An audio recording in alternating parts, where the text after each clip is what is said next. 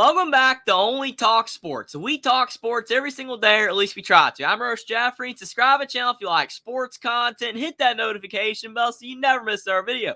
We've got a doubleheader on CBS. The first game is with Illinois traveling to Michigan State, but the second game, we've got the Gonzaga Bulldogs, who are currently unranked, traveling to the number 17 ranked Kentucky Wildcats. This game is at Rupp Arena as well. No neutral site, even though the Gonzaga Kentucky game last year was on a neutral site. It was not in the Kennel, but it was in the state of Washington, and Gonzaga won that game over Kentucky. This year, the tables are turned, and Kentucky is on their own floor. They're going to have that Rupp Arena crowd, and Gonzaga, they're looking for their first quad one win of the season because they currently do not have one. I'm going to preview and predict whether I believe Gonzaga can go to Rupp Arena and get their first quad one win of the season, or whether I believe that the talented Kentucky squad will be able to knock off the Gonzaga Bulldogs to get another quality win for their NCAA tournament resume.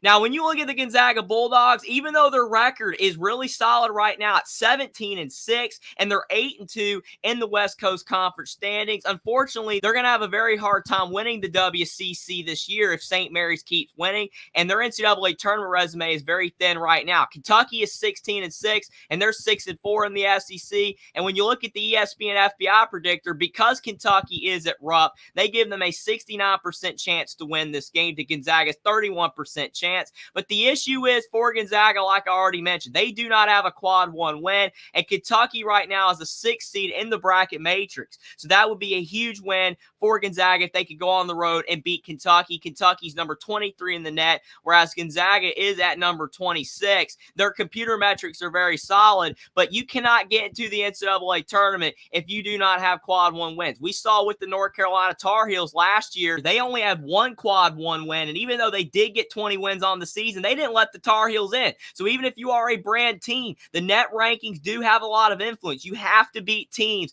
that are high in the net. And unfortunately for Gonzaga, because they're a mid-major and they do not play a lot of great teams in their conference, you got to get those out-of-conference wins. And to Gonzaga's credit, they actually did. But unfortunately, a lot of the teams that they played in the non-conference that they beat, like Syracuse, UCLA, and USC, they're not having good seasons. So that's screwing Gonzaga over, because if those teams had had better seasons, like USC, who was supposed to be one of the better teams in the Pac-12 this season with all the talent they had, including Bronny James, that would have significantly helped out Gonzaga. But unfortunately, they're just not playing all that well. They could not beat the UConn Huskies. They lost to Washington. So all these games that they could have had opportunities to maybe get decent wins, they couldn't get. And the teams they did beat aren't having good years. And in the West Coast Conference, they've already lost to Santa Clara on the road, and they lost to St. Mary's at home. The St. Mary's loss at home is not a bad loss because the Gales are having a good year, but losing at Santa Clara definitely did not help. But they've got games at Kentucky, and they do have a game at St. Mary's left. So even though people are saying Gonzaga does not have a chance to make the NCAA tournament as an at-large,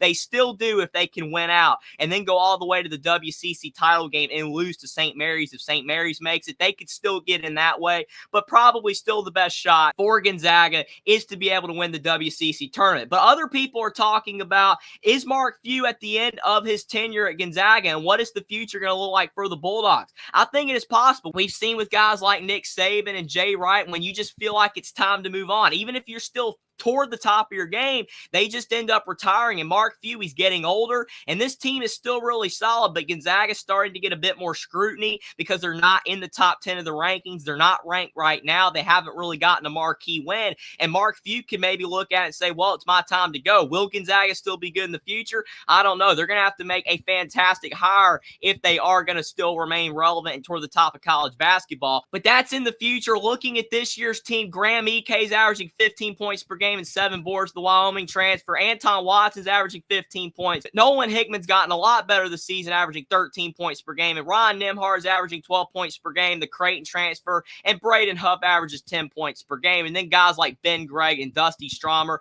contribute off the bench. Gonzaga is averaging 84 points per game, which is very solid, but usually Gonzaga averages in the 90s because they usually rack up a lot of points in WCC play, but not this season. They're just not as explosive of an offense, but they still have have a good offensive team. They're only shooting 34% from three, which is worse than they usually shoot as a team. And a big key why Gonzaga is struggling, they only shoot 69% from the free throw line as a team, and that is a problem when you're on the road and you're playing a tough team. You have to be able to knock down the free throws that are given to them. If they're going to win in Rupp, have to shoot better than that at the line. They do shoot 50% from the field as a team, which is solid, and they average 16 assists. And when you look at Kentucky, a lot of people are satisfied with this Kentucky team, but their 6-4 conference record is what's keeping a lot of Kentucky fans from being really happy with John Calipari this season because of the fact they have so much talent. This is one of the more talented teams that they've had in the last 3 or 4 years, and they're just slightly underperforming, still having a good year. Aaron Bradshaw's had an injury. They're trying to work Big Z into the lineup. So there are some things that you can point to and say, well, John Calipari's had to work through a few things, but I would say overall this season has been a success. At least Kentucky's been consistently ranked in the top 25, and they have been competitive, and they have gotten a few good wins this season over solid teams, but obviously it hasn't been perfect. They couldn't beat Kansas. They did knock off North Carolina. See, that's a really good win, but then they lost at Texas A&M, lost at South Carolina, Florida, and Tennessee. But to be fair, all those teams are playing well. South Carolina, especially Tennessee's playing very well. And then Kentucky just got a huge win at Vanderbilt by 30 points. And that's going to be the big thing that's going to make it tough for Gonzaga to win this game. Kentucky as a team is averaging 90 points per game, and that is with a tougher schedule than Gonzaga.